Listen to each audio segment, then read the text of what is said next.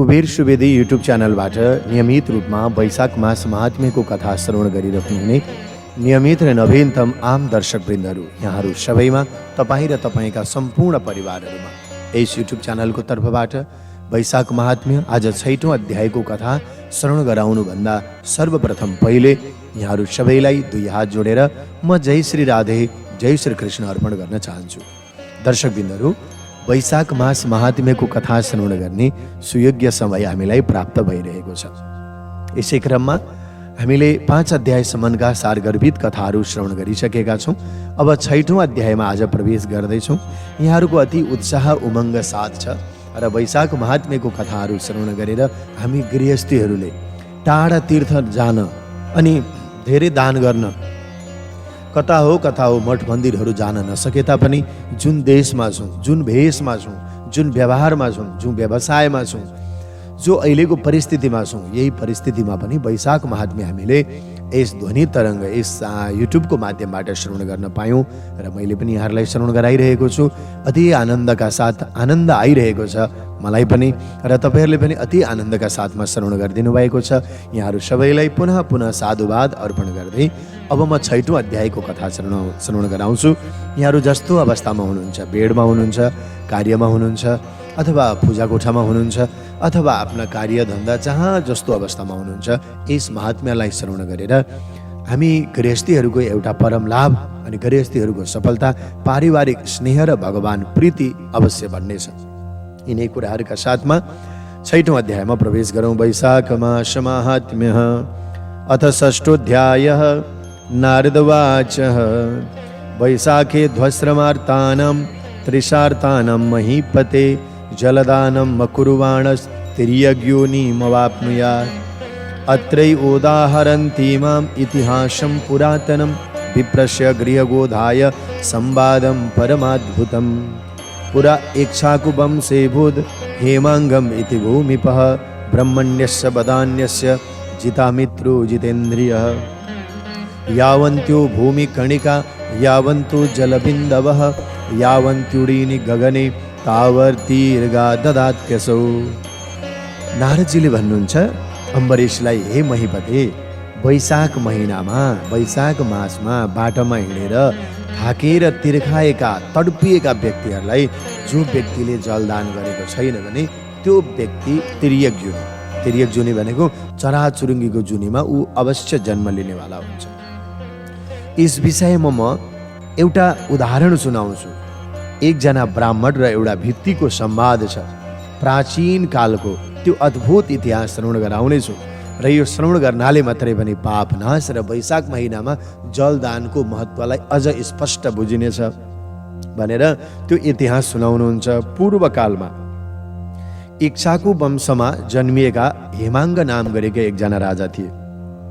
उनी ब्राह्मणहरूप्रति श्रद्धावान गर्दथे, तर निन्दा कसैको नगर्ने, सम्पूर्ण शत्रुहरूलाई पनि जितेका ती हेमाङ्ग राजाले र इन्द्रियहरूलाई पनि बसमा राख्नेवाला थिए।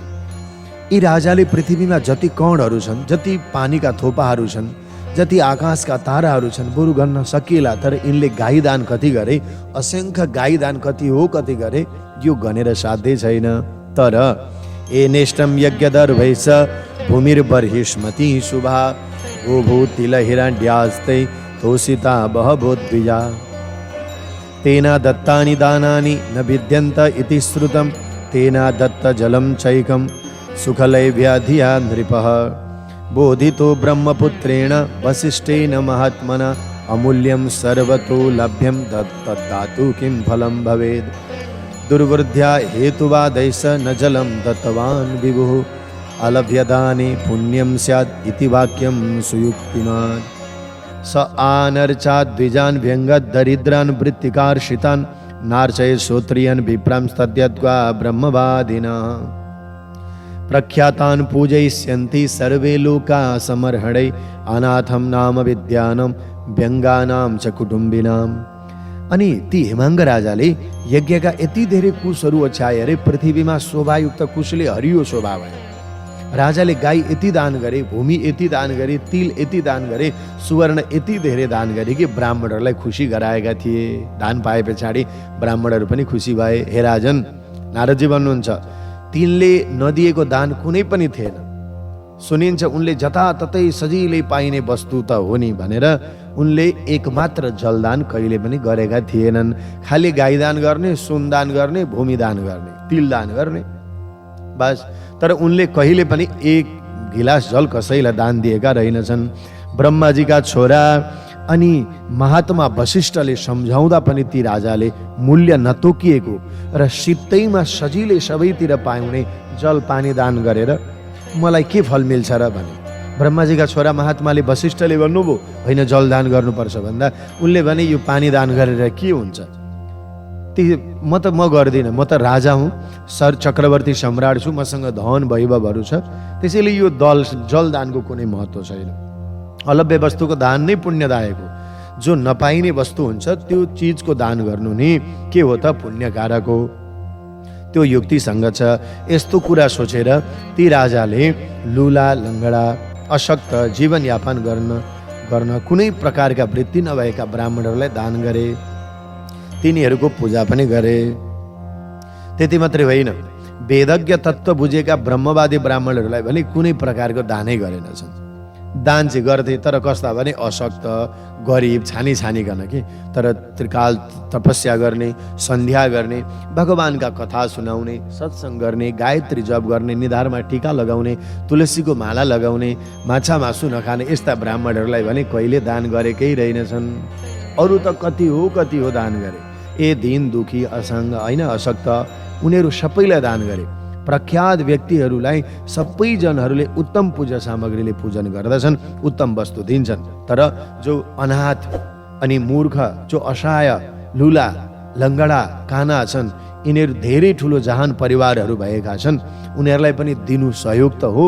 तर यी राजाले यी सबै वस्तुहरू अनाथहरूलाई, दीन दुखीहरूलाई मात्रै बाँडे, तर ठुला तपस्वी साधु सन्त योग्य ब्राह्मणहरूलाई कहिले दिएनछन्। त के भयो त? दरिद्राणां गतिर्का वा तस्मात् ते मे दयास्पदा इति दूर्धिन पात्रेषु दत्तवान् किमपि स्वयं तेन दोषेण महतां चातकत्वं त्रिजन्मसु एकजन्मनि गृद्धत्वं साभवद सप्तजन्मसु पश्चान् नृपगृहे जातो भूपोऽयं गृहगोधिका श्रुतकीर्त्या न भूपस्य मिथिलाधापतिर्नृपः गृहद्वार प्रतुल्यं च वर्तते कीटनाशन अष्टाशीतिषु वर्षेषु स्थिनं तेन दुरात्मनां विदेहाधिपतिर्गेह कदाचिदृषि सत्तमः श्रुतदेव इति ख्यातो श्रान्तो मध्याह्न आगतः तं दृष्ट्वा सहसोत्थाय जातः हर्षो नराधिप मधुकर्पादिभिः पूज्यः तस्य पादावने जनि। अनि राजा ती हेमाङ्गले दीन दुखीहरू सबै दरिद्रहरूलाई त खुब बाँडे, त्यसकारण ती मात्र मेरा दयाका पात्र बन्न पुगे। यस्तो विचार गरेर दूषित बुद्धि भएका ती राजाले सबै प्रकारले दान दिए, योग्य वेदज्ञ ब्राह्मणहरूलाई भने कुनै पनि दान गरेनन्। उनले सम्झिँदैनन्, यिनीहरूसँग छँदैछ भने दिएनन्। त्यो महान दोष लाग्यो राजालाई। अरू कुरा दीन दुखी गरिबहरूलाई बाँड्नुपर्छ, तर दीन दुखी अन्धा अपाङ्गलाई मात्रै आफ्नो सम्झिनु हुँदैन। पात्रको योग्य के हो त्यो सम्झिनुपर्छ। त्यो महान दोषले गर्दा ती राजा त्यो जुनीमा मृत्यु भइसके पछाडि अर्को जन्ममा काकाकुल भएर जन्मिनु पर्यो। एक जन्म त गिद्ध पनि भए, 7 जुनीसम्म कुकुरको जुनी जन्मे। हे राजन, नारदजी भन्नुहुन्छ त्योभन्दा पछाडि अर्को जन्ममा यी मिथिलाका राजा श्रुतकीर्तिको घरमा भित्तिनी भएर जन्मिए, भित्तिकी श्रीमती भएर जन्मिए, भित्तिनी। अब ती दुष्ट राजा हेमाङ्ग मिथिलापति श्रुतकीर्तिको घरको ढोकाको सङ्घारमा जो किराहरू हुन्छन्, मकोडाहरू हुन्छन्, किराहरू नाच गर्दै खाँदै 88 वर्ष पर्यन्त बसे। कुनै समयमा विदेह राजा उनै श्रुतकीर्तिका घरमा ऋषिहरूमा अति उत्तम श्रुतदेव नाम गरेका एकजना ऋषि आइपुग्नु भयो दिउँसो मध्याह्नको समयमा। अनि अब विदेह राजा श्रुतकीर्ति उनी त साधु सन्तहरूका ब्राह्मणहरूका सेवा गर्दथे, बडा हर्षित भए।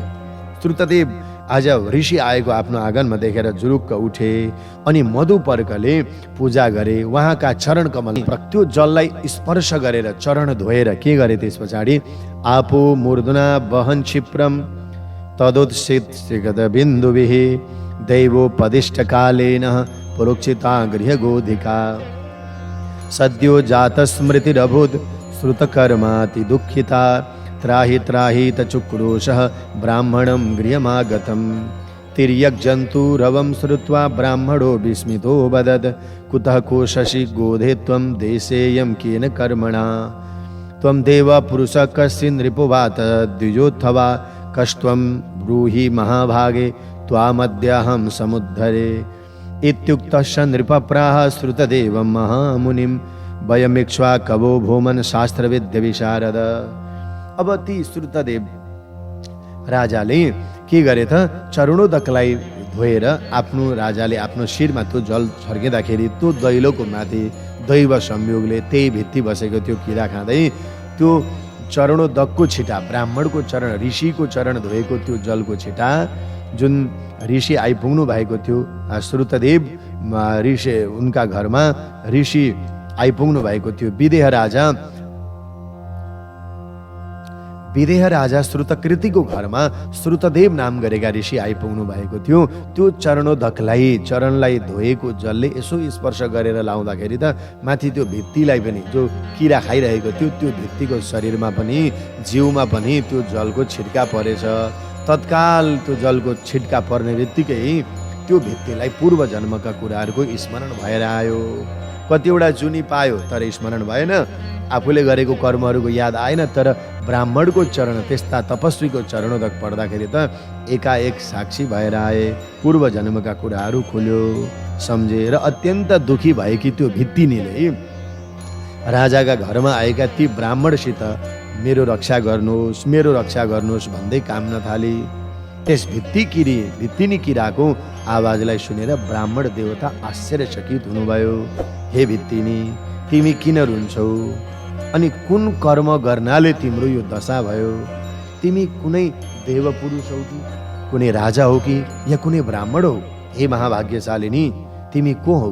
भन, आज म तिम्रो उद्धार गरिदिन्छु। ब्राह्मणले भनिदिनु भयो।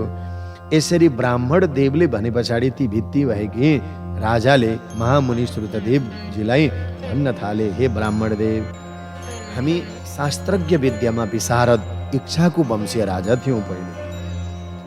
अनि के भयो?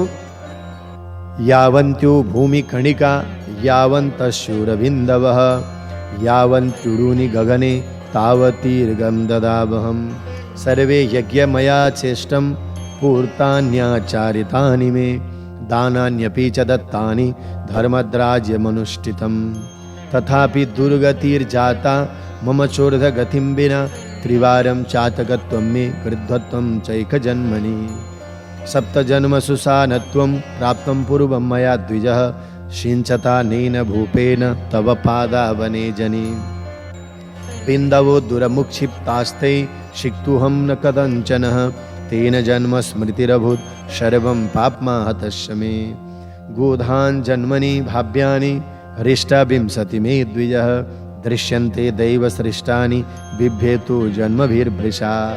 जति हामी ती राजाहरू बडा विशारद थियौँ, तपस्वी, हामी सेवा गर्ने, दीन दुखीहरूको लागि दान गर्ने थियौँ।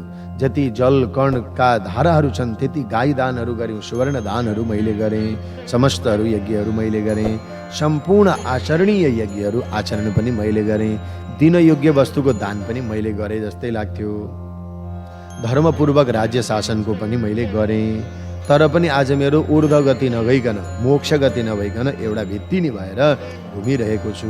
त्यति मात्रै हो र कतिचोटि म दुर्गतिमा परेँ। त्यो भित्तिनी भन्छ। 3 पल्टसम्म काकाकुल भएर जन्मिए, 1 पटक गिद्ध भएर जन्मिए, फेरि कुकुर भएर 7 जुनी जन्मिए। आज यी राजाले हजुरको चरण धोएर त्यो छिटका परेको जलले सिञ्चित गरेको त्यो जलका छिटाहरू टाढाबाट भए पनि मेरो शरीरमा आइपुगेर सिञ्चन भयो। त्यसैका प्रभावले सबै पापहरू नष्ट भएर पूर्व जन्मको स्मृति रह्यो र म बोल्ने योग्य भएँ। हे ब्राह्मण देव, मलाई यो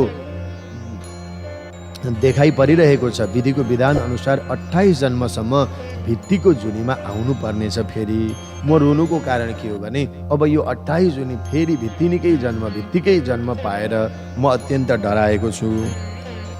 हजुरको चरणोदकको छिटाले मलाई पूर्व जन्मको ज्ञान भएको छ, त्यसैले मलाई रक्षा गर्नुहोस्। यी योनिहरू सबै भोगको कारण हुन्। म यसमा मोक्षको कारण देख्दिनँ। यी भित्ति, गदा, कुकुर, स्याल यी सबै योनिहरू, त्यसैले यसको कारण विस्तारपूर्वक भन्नुहोस्।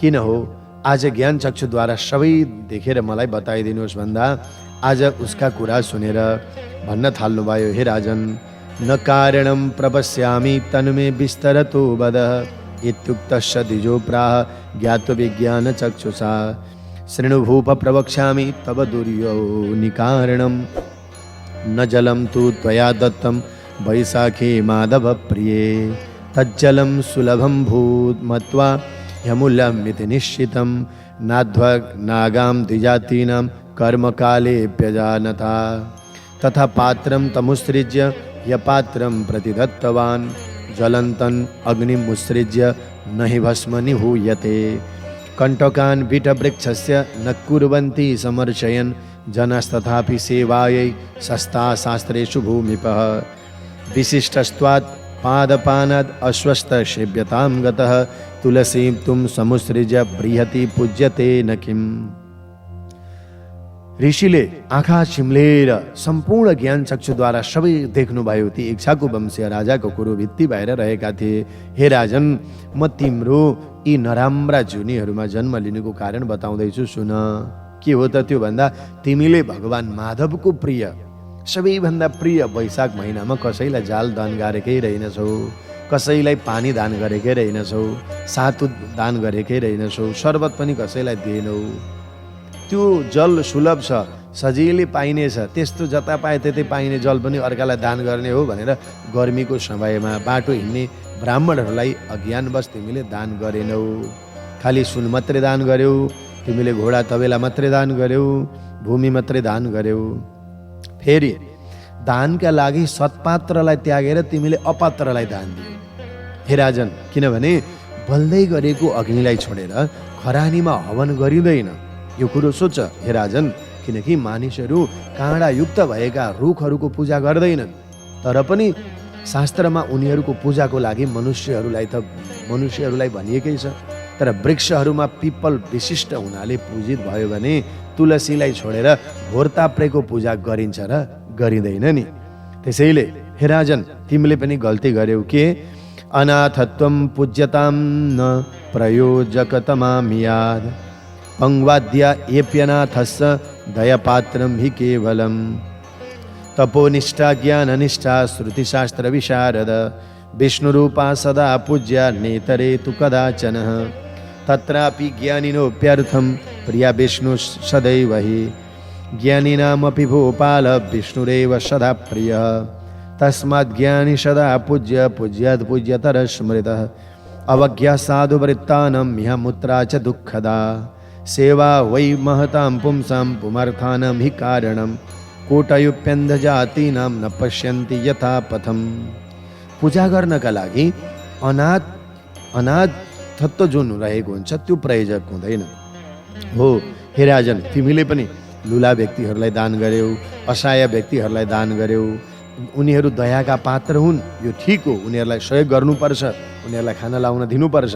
तर तिमीले कहिले तिम्रो दरबारमा तपोनिष्ठ ज्ञाननिष्ठ वेद शास्त्र संस्कारका आचरण भएका मर्मज्ञ विद्वान व्यक्तिहरूको विष्णुको रूप हुन्छन्, उनीहरू भगवानको स्वरूप हुन्छन् भनेर सधैँको पूजाको लागि योग्य हुन्छन् भनेर तिमीले बिर्स्यौ। अरू व्यक्ति दान गर्न, खुवाउन, सेवा गर्न, अरूलाई हेल्प गर्नको लागि हामीले सक्छौँ, तर पूजा गर्ने योग्य हुँदैनन् उनीहरू।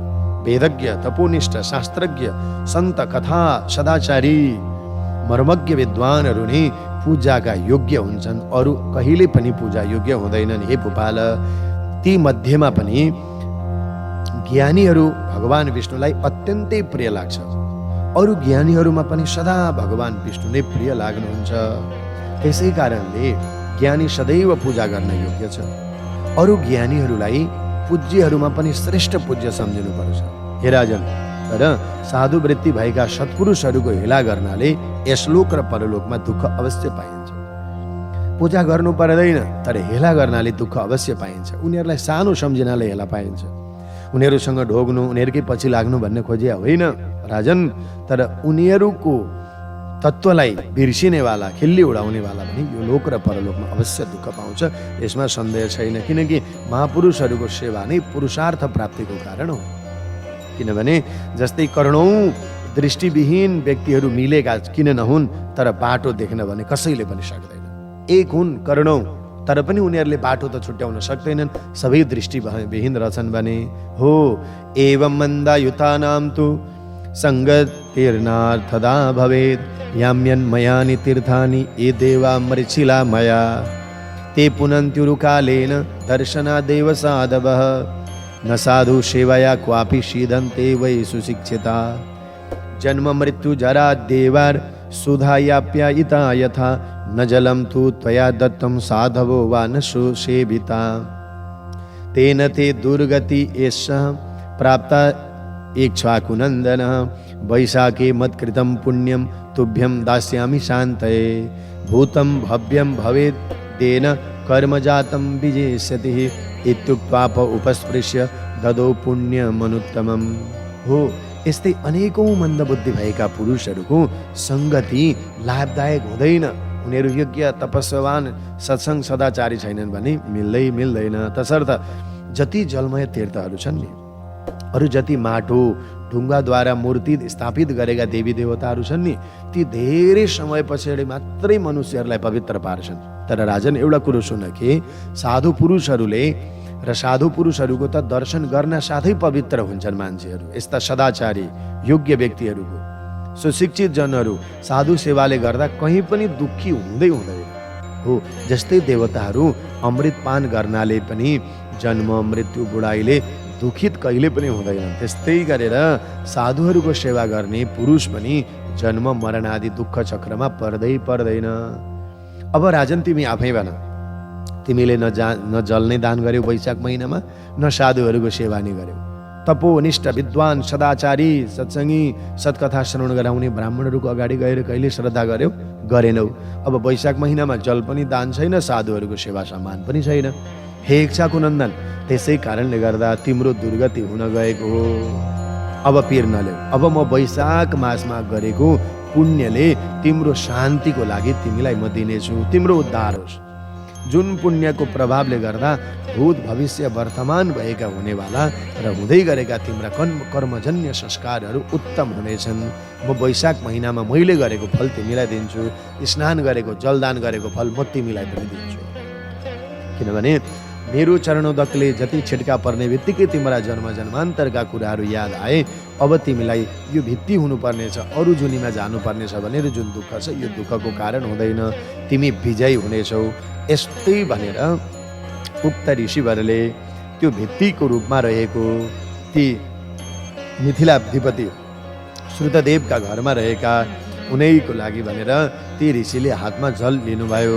हातमा जल लिएर मैले वैशाख महिनामा गरेको एक दिन मात्रै, 30-31 दिनको हुन्छ वैशाख महिना, मैले एक दिन मात्रै गरेको जलदान गरेको छु, वैशाख महिनामा स्नान गरेको छु, भगवानको नाम गाएको छु, यो अत्युत्तम पुण्य फल म यो भित्तिलाई दिन चाहन्छु भनेर त्यो भित्तिमाथि ऋषिले जलको छिट्का दिनुभयो।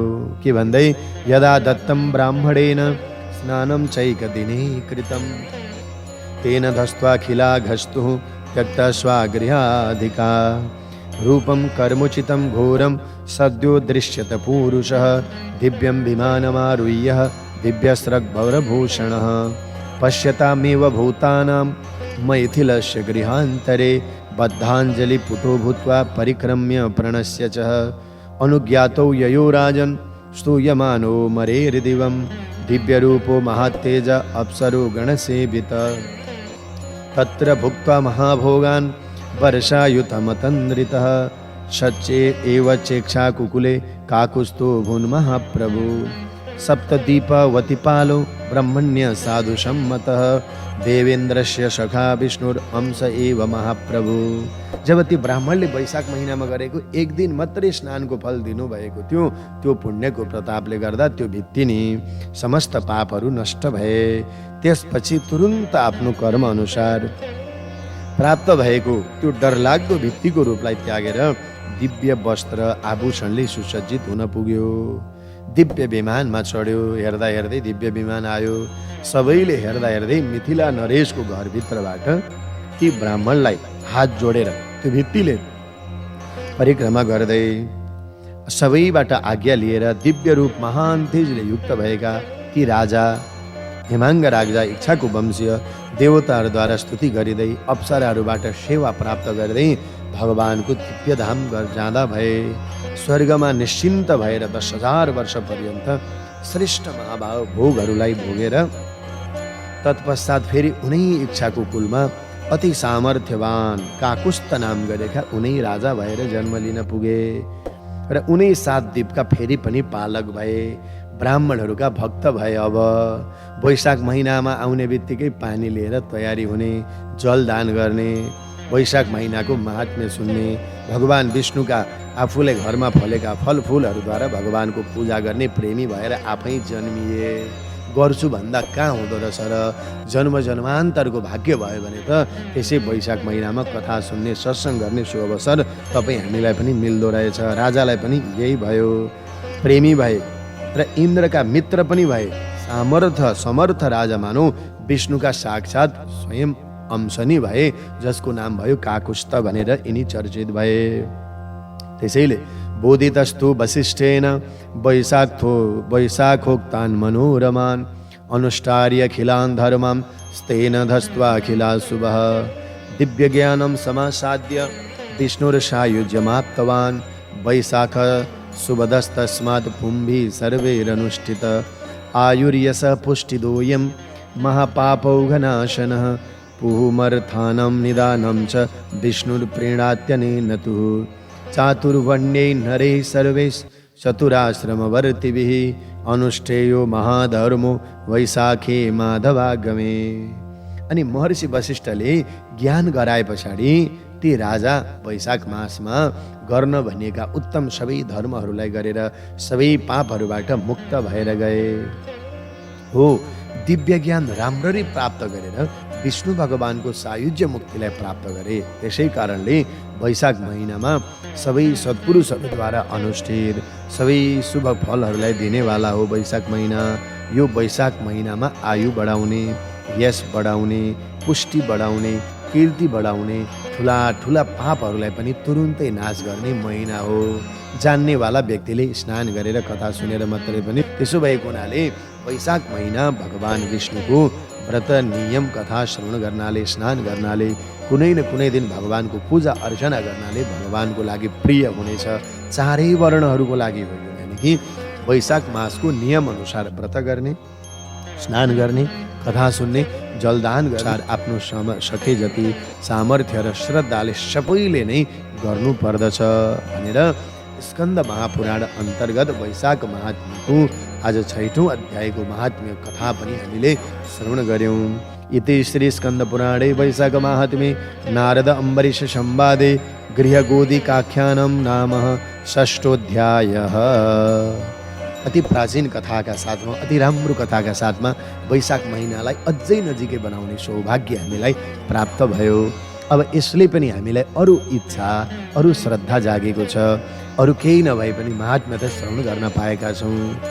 मैले तयारी गरेर यहाँहरूलाई प्रस्तुत गर्छु, हजुरहरूले घरै बसेर यहाँहरूले यसलाई प्ले गरेर सुन्नुपर्ने हुन्छ। यो श्रद्धा र भक्ति जीवनमा कहिल्यै नछुटोस्। फेरि यसरी यो सौभाग्य प्रभुले हामीलाई भोलिको दिनमा प्रदान गरिदिनुहुनेछ भन्दै आजको 6औं अध्यायको कथालाई यहीँ विश्राम लिन्छु। हस्त यतिन्जेलसम्म यो 6औं अध्यायको कथा सुनिदिनु भयो, यहाँहरू सबैलाई धेरै धेरै धन्यवाद। आध्यात्मिक कथा प्रवचन, चाडपर्व, व्रत र मन्त्रहरूका लागि सब्स्क्राइब गर्नुहोस्।